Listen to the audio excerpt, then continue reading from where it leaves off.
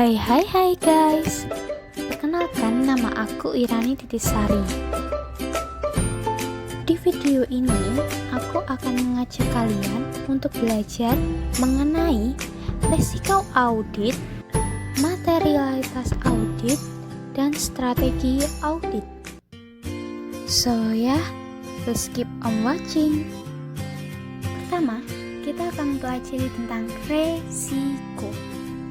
Nah, pasti di antara kalian masih ada yang bingung dengan apa sih yang dimaksud dengan resiko itu? Terus, apa hubungannya resiko dengan dunia bisnis? Nah, langsung aja kita lihat dan simak video berikut ini. Resiko ialah suatu konsekuensi atau akibat yang terjadi dari tindakan dalam suatu proses yang sedang berlangsung atau yang akan datang. Resiko juga dapat dikatakan sebagai suatu keadaan ketidakpastian yang dimana keadaan tersebut menimbulkan kerugian. Di dalam dunia bisnis sendiri, resiko diartikan sebagai suatu tindakan ketidakpastian yang ditimbulkan dari kegiatan bisnis, kemudian akan berdampak sebagai kerugian berbisnis. Nah, dari penjelasan sebelumnya disebutkan bahwa resiko akan mengakibatkan kerugian. Nah, jadi akan muncul pertanyaan, terus bagaimana dong penanggulangannya? Nah, mari kita simak penjelasan berikutnya. Yang pertama, berusaha mengidentifikasi unsur-unsur yang mendasari terjadinya resiko. Maksudnya, perusahaan harus cari tahu atau meneliti apa sih yang mendasari resiko ini muncul. Yang kedua, berusaha mengetahui setiap hubungan dan konsekuensi di setiap kegiatan berbisnis. Maksudnya, perusahaan harus mengetahui hubungan di setiap proses yang ia lakukan dalam berbisnis. Dari kedua langkah tersebut, perusahaan sendiri akan mengetahui penyebab-penyebab terjadinya risiko itu muncul. Kemudian, yang ketiga, perusahaan tersebut akan mencari dan mengambil langkah-langkah dengan tepat, cepat, dan benar. Nah, ketika ada penanggulangan, pasti juga akan terdapat penyebabnya. Nah, apa sih penyebabnya? Resiko-resiko ini muncul dalam berbisnis. Yuk, kita simak lagi penjelasannya. Teman-teman, ada dua penyebab timbulnya resiko. Yang pertama, resiko intern. Resiko intern ialah resiko yang timbul dari dalam perusahaan itu sendiri. Contohnya, kerusakan aset karena ulah karyawannya sendiri. Terus, ada kecelakaan kerja dan lain sebagainya. Kemudian, yang kedua ada resiko ekstern. Resiko ekstern yaitu resiko yang timbul dari luar perusahaan itu sendiri. Contohnya, pencurian, penipuan, persaingan, fluktuasi harga, perubahan kebijakan pemerintah, dan lain sebagainya. Terus, bagaimana ya dengan penilaiannya? Yuk teman-teman, kita simak lagi penjelasannya agar kita lebih paham. Nah, teman-teman, ternyata penilaian risiko itu terbagi menjadi dua. Yang pertama, menilai risiko bisnis klien. Yang kedua, menilai risiko audit yang dapat diterima.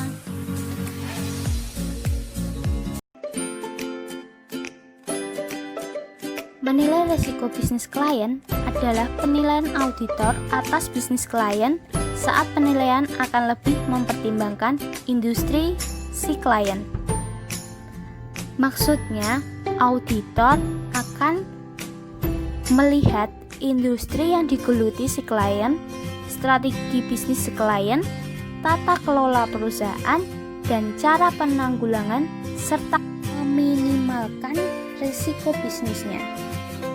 Yang kedua, menilai ukuran kesediaan auditor menerima LK perusahaan klien.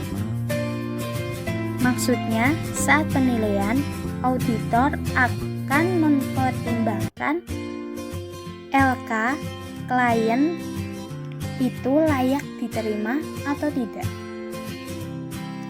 Nah, teman-teman, dari tadi pasti kalian bingung, apa sih resiko audit itu?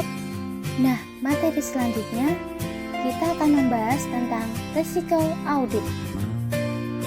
Supaya lebih paham dan menambah wawasan kita, mari kita simak penjelasan berikut ini.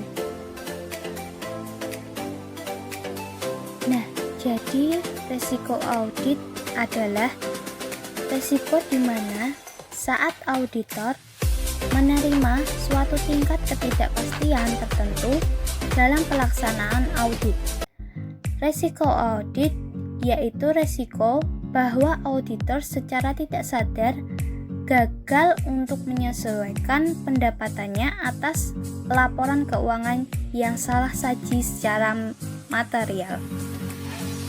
Rumus audit AR sama dengan IR ditambah CR ditambah DR dengan keterangan di bawah ini. Nah, dari keterangan di atas, berikut ini adalah penjelasannya. Yang pertama, risiko bawaan ialah penilaian auditor yang didasarkan pada kemungkinan ini disebabkan karena kekeliruan atau ketidakberesan yang material sebelum memperhitungkan keefektifan pengendalian intern. Berikutnya, yang kedua adalah resiko pengendalian. Adalah aktivitas yang dilakukan auditor apakah kekeliruan yang terjadi melebihi jumlah yang dapat terdeteksi dengan cepat oleh pihak internal atau tidak. Selanjutnya, yang ketiga ada resiko deteksi.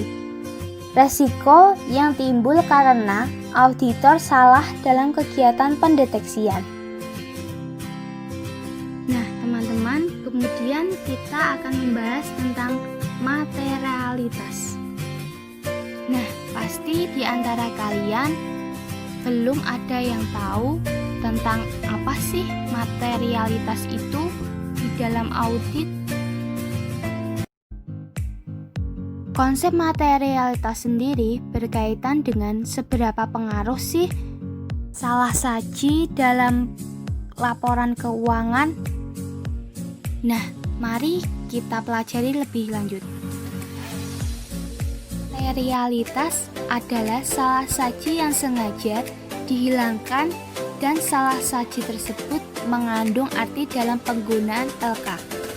Hal tersebut akan berimbas bagi pengambilan keputusan ekonomis dari LK perusahaan sendiri. Nah, kenapa sih harus mempertimbangkan materialitas? Nah, berikut ini adalah alasannya. Yang pertama adalah perencanaan audit. Seperti yang kita tahu bahwa seberapa pengaruh laporan keuangan dalam salah saji akan menentukan auditor menerima LK si klien atau tidak. Yang kedua adalah pengevaluasian akhir. Apakah laporan keuangan tersebut secara keseluruhan disajikan secara wajar sesuai pernyataan standar akuntansi publik atau PABU. Selanjutnya, materialitas tingkat LK sendiri adalah salah saji dari agregat minimum dalam suatu LK. Hal-hal tersebut cukup penting untuk mencegah ketidakbenaran yang disajikan LK. Nah, teman-teman, saatnya contoh soal.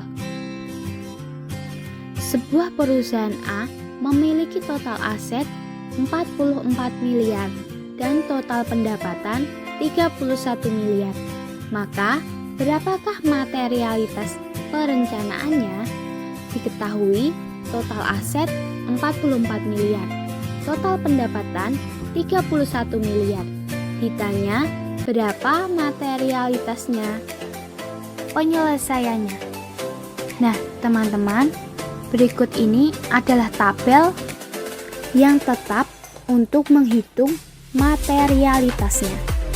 Nah, berikut ini adalah penyelesaiannya. Dengan diketahui materialitas perencanaannya sebesar 22.140.000 rupiah. Materi yang terakhir adalah strategi audit. Strategi audit adalah perencanaan yang dilakukan auditor untuk dapat menurunkan resiko audit pada tingkat rendah sehingga mampu mendukung kewajaran LK. Ada dua strategi. Yang pertama, primarily substantive approach. Yang kedua, lower set level of control. Yang pertama, apa itu primarily substantive approach? Adalah strategi yang lebih mengutamakan pengujian substantif daripada pengujian pengendalian.